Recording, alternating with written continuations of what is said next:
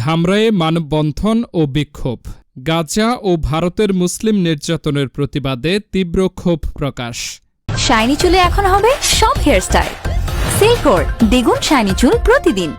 ঢাকার ধামরায়ে যুদ্ধবিরতির লঙ্ঘন করে ইসরায়েল কর্তৃক গাজাবাসীর উপর বর্বরোচিত হামলা, গণহত্যা এবং ভারতে মুসলিমদের ওপর শ্লীলতাহানি ও হত্যাকাণ্ডের প্রতিবাদে মানববন্ধন ও বিক্ষোভ মিছিল অনুষ্ঠিত হয়েছে।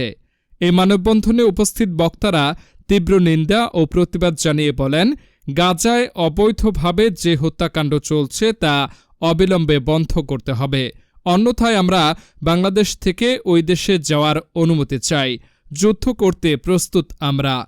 এ সময় নাজিম উদ্দিন বলেন, নিরীহ মানুষের ওপর এই অত্যাচার কোনোভাবেই মেনে নেওয়া যায় না। বিক্ষোভে আরও বক্তব্য রাখেন মুফতি ইয়াসিন।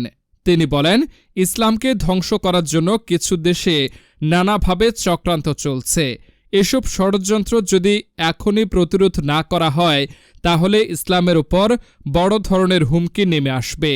বক্তারা আরও বলেন, এই অবৈধ যুদ্ধ দ্রুত বন্ধ করতে হবে, বিশ্ব সম্প্রদায়কে অবিলম্বে কার্যকর পদক্ষেপ নিতে হবে।